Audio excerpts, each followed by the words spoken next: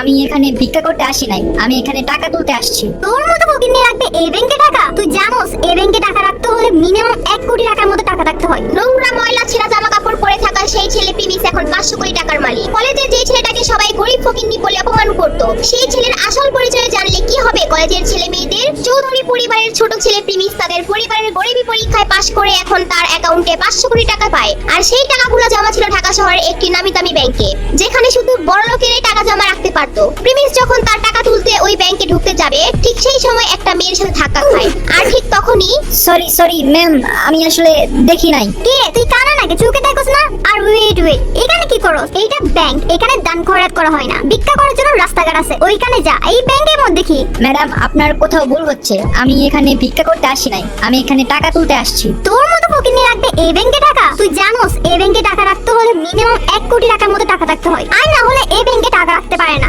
আরে আমি তোর মতো ফকিন্নির সাথে কেন কথা বলছি? সিকিউরিটি। মেয়েটি সিকিউরিটি বলে চিল্লাতে থাকে। আর ঠিক তখনই ওইখানে হাজির হয় ব্যাংকের ম্যানেজার ইয়াসমিন। ম্যাডাম, কি হয়েছে আমাকে খুলে বলুন। আপনাদের ব্যাংকে কি এখন আপনারা বুঝতে পোলাবেনদেরকে কি টাকা রাখার পারমিশন দিচ্ছেন? এদের মতো ফকির মিসকিনরা এই ব্যাংকে কিভাবে ঢোকে? আমি আপনাদের ব্যাংকের নামে রিপোর্ট করে দিব। Madam, we are very sorry.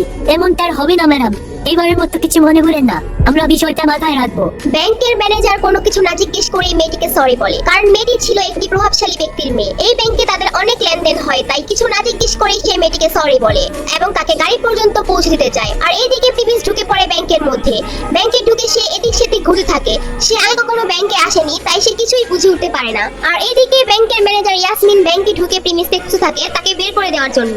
সে চারদিকে সব জায়গায় খুঁজে থাকে কিন্তু তাকে পায় না। সে মনে করে প্রিমিস ব্যাংক থেকে চলে গিয়েছে। আর ঠিক তখনই ইয়াসমিনের চোখ পড়ে ব্যাংকের ভিআইপি রুমের দিকে, যেখানে প্রিমিস হেঁটে ঢুকতেছিল। এটা দেখে ঠিক তখনই ম্যানেজার ইয়াসমিন বলে, এই ছেলে দাঁড়াও, এই দাঁড়াও। প্রিমিসকে দাঁড়াতে বলার পরেও প্রিমিস ওইখানে না দাঁড়িয়ে ভিআইপি রুমের ভিতরে ঢুকে যায় আর ভিতর থেকে দরজা লক করে দেয়। আর এইদিকে ম্যানেজার ইয়াসমিন ভয় পেয়ে যায়, কারণ ভিআইপি রুমে সবাই ঢোকার আগে ইয়াসমিনের পারমিশন নিয়ে তারপর ঢুকতে হয়। আর কেউ ঢোকার আগে ইয়াসমিন সেই ভিআইপি রুমে থাকা হেড ম্যানেজারকে কল দিয়ে বলে দেয়, কিন্তু প্রিমিস তো কিছু না জিজ্ঞেস করে সেই রুমের ভিতর ঢুকে পড়ে। তাই ইয়াসমিন খুব টেনশনে পড়ে যায়। আর এইদিকে প্রিমিস ভিআইপি রুমে ঢোকার কারণে হেড ম্যানেজার বলে, এই আপনি কি চান এখানে? এখানে তো কেউ পারমিশন ছাড়া আসতে পারে না, আপনি কিভাবে আসলেন? আমি আমার টাকা তুলতে আসছি এখানে। আপনি টাকা তুলতে এসেছেন, আপনার কাছে কোনো চেক বই আছে? না, আমার কাছে কোনো চেক বই নাই। চেক বই নাই, তাহলে কোনো কার্ড আছে আমাদের ব্যাংকে, ভিআইপি কার্ড বা ভিসা কার্ড? না স্যার, আমার কাছে কোনো ভিসা কার্ড বা ব্যাংকের ভিআইপি কার্ড এগুলো কিচ্ছু নেই। তাইলে আমরা আপনাকে কোনো টাকা পয়সা দিতে পারবো না। আপনি সোজা গিয়ে দরজা খুলে এখান থেকে চলে যান। এখানে আমরা মস্করা করতে বসি নাই, আপনি এখান থেকে যান এখন। না, আমি আমার টাকা না নিয়ে আমি এখান থেকে যাব না। আরে একবার বললাম না, কার্ড আর চেক বই ছাড়া টাকা উঠানো যাবে না। আর আপনার অ্যাকাউন্টে টাকা থাকি তো আপনি টাকা উঠাইবেন। আমার অ্যাকাউন্টে টাকা আছে বলেই তো আমি এখানে আসছি।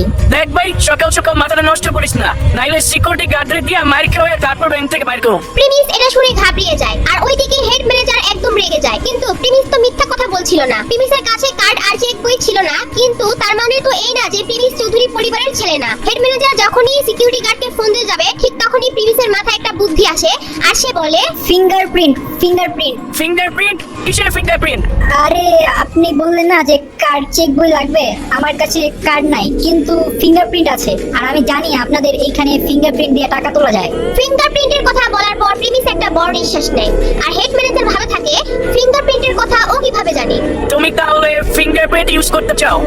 হ্যাঁ, আমি ফিঙ্গারপ্রিন্ট ব্যবহার করতে চাই। হেড ম্যানেজার এটা শোনার পর আরো কনফিউজড হয়ে যায় আর ভাবে ওকে একটা চান্স দেওয়া যায়। আর তারপর ম্যানেজার ফিঙ্গারপ্রিন্টের মেশিন টেবিলের উপর রেখে বলে, এই ছেলে, এখানে ফিঙ্গারপ্রিন্টের মেশিন রাখা আছে, চুপচাপ তুমি মেশিনের মধ্যে তোমার হাতের আঙ্গুলটা বসাও। তারপর প্রিমিস তার হাতের আঙুল ওই মেশিনের মধ্যে চাপ দিয়ে ধরে রাখে। কিছুক্ষণ পর মেশিনে দেখা যায় তার ফিঙ্গারপ্রিন্ট ম্যাচ করছে না।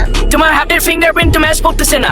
দেখছো, আমি তোমাকে আগেই বলছিলাম এই ব্যাংকে তোমার কোনো অ্যাকাউন্ট নাই। এটা বলার পর ম্যানেজার প্রিমিসের দিকে এমন ভাবে তাকিয়ে থাকে যেন প্রিমিস কোনো বড় অপরাধী। এরপর ম্যানেজার ভাবে প্রিমিস হয়তো বড় কোনো ক্রিমিনাল হতে পারে, হয়তো তার পকেটে কোনো অস্ত্র থাকতে পারে। এটা ভেবে সে তার পকেট থেকে ফোন বের করে পুলিশকে ফোন দেওয়ার জন্য 999 এ কল দিতে যাবে।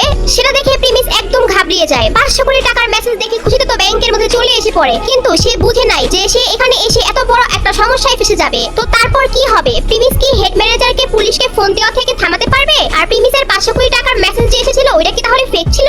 এগুলো জানতে চাইলে দিবস গেমিং এর চ্যানেলটি সাবস্ক্রাইব করে নোটিফিকেশন বাটন বাজিয়ে রাখেন। আর এই ভিডিওগুলো আপনার কাছে কেমন লাগে কমেন্ট করে অবশ্যই জানাবেন।